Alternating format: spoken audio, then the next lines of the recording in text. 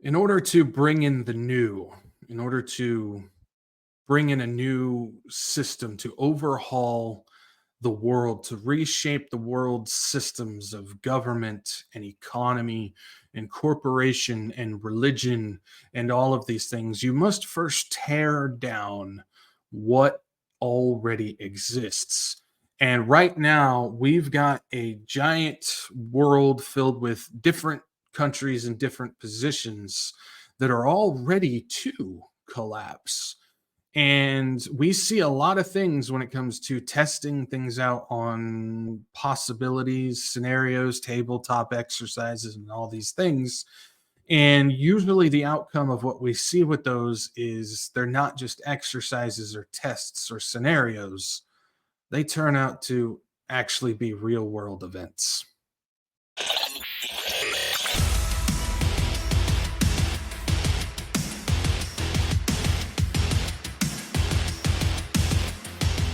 Hey, what's going on, guys? This is Zach, the Rich Watchman, bringing you just a little bit of news coming from the Bank for International Settlements. Now, if you guys don't know the Bank for International Settlements, I know the word usually gets caught up in like things like the World Bank and the WEF or the World Economic Forum, the UN, United Nations, and all those things. But we got to remember there is a structure and order to things. And while those seem to get all the attention, one of the corporations that sits above them happens to be the Bank for International Settlements. When it comes to anything financial, nobody in no country can make any type of move without their permission. And they're not the top dogs. They get permission and instruction from people above them. But ultimately, when we're going to be talking about the Bank for International Settlements right now, because they're the ones in control of all the central banks, and they're the ones who say go when it's time to go. Well, they like to run a lot of scenarios. They like to develop a lot of different programs. We've seen things like Project Icebreaker in the past that has to do with making all digital currency basically flawlessly and instantly transfer cross border from one country to the other, which seems to be pointing towards a one world economy type of system, which we know we find that in Revelation. But this isn't about that. This is about an announcement from the Bank for International Settlements, or the BIZ, to make it a little bit more simple, where they were testing the collapse, the financial collapse of 8 countries in Africa. So let's take a look at this announcement that they just released. You can see cross-border crisis simulation exercise in sub-Saharan Africa. Couple bullet points on this. This was actually just released December 14th, so today as I'm recording this. The couple bullet points are: the Financial Stability Institute conducted a cross-border crisis simulation exercise with financial authorities from 8 countries in sub-Saharan Africa. The participants coordinated well and developed sound strategies for responding to the bank failure under their domestic frameworks. The report on the exercise makes recommendations based on the findings. Now, before we go any further, it's important to understand, like I started this thing out with, in order to bring in the new, in order to bring in the Antichrist beast system, in order to bring in the one world economy that is going to be, it's going to happen. The Bible tells us that.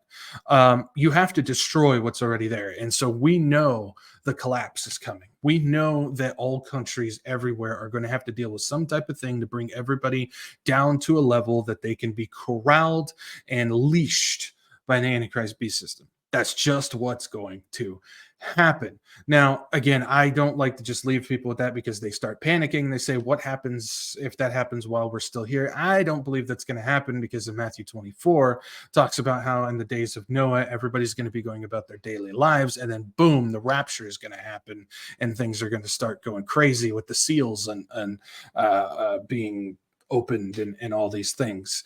And so if a giant financial collapse was to take down a country, well, life's not really going to be going as normal, because that's going to cause contagion or a chain reaction all across the world, especially if it's a big country like America or Europe or any of them really.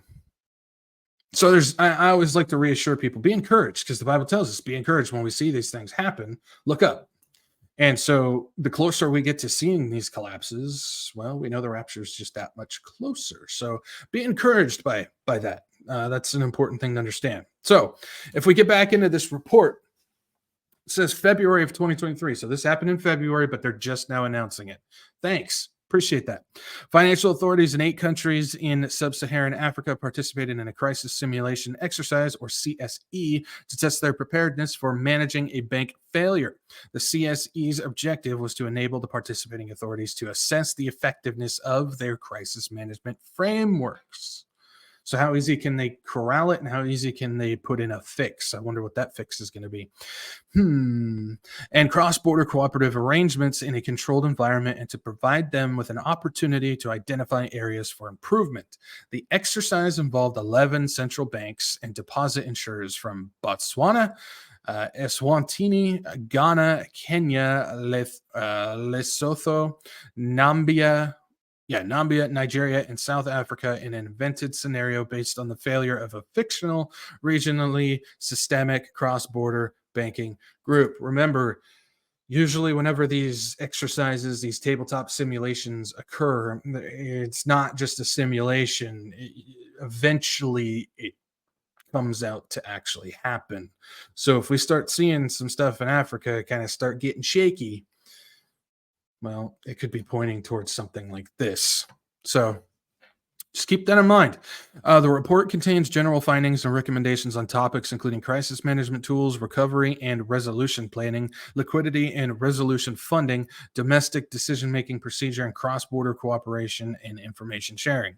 JEL classification, that doesn't apply to us, but the keywords are interesting. Crisis simulation exercise, crisis management, bank resolution, cross-border cooperation, information sharing, and resolution funding. So we're not going to go through the entire report. It's like a 26-page report. I'm not going to bore you with that. We'd be here for about 45 minutes as I go through everything.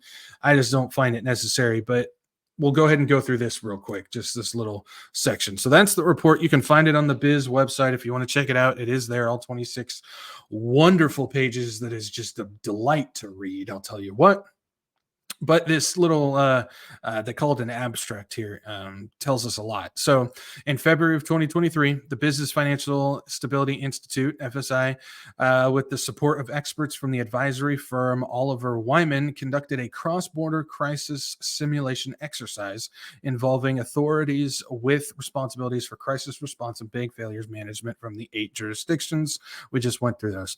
During the CSE, participants responded to events in a fictional scenario that modeled the increasing financial distress and eventual failure, we know that's going to happen, the Bible tells us, of a regionally, there we go, I can say it, regionally systemic cross-border banking group. The objective was to provide an opportunity for authorities to test their crisis management frameworks, or best way to put it is how well do they respond to the orders given to them, basically, and arrangements for domestic and cross-border cooperation. The report was prepared by the FSI and consultants following the CSE, sets out general observations about the conduct of the exercise, divided into 3 categories: cross-border cooperation, domestic interagent cooperation, and resolution frameworks and tools.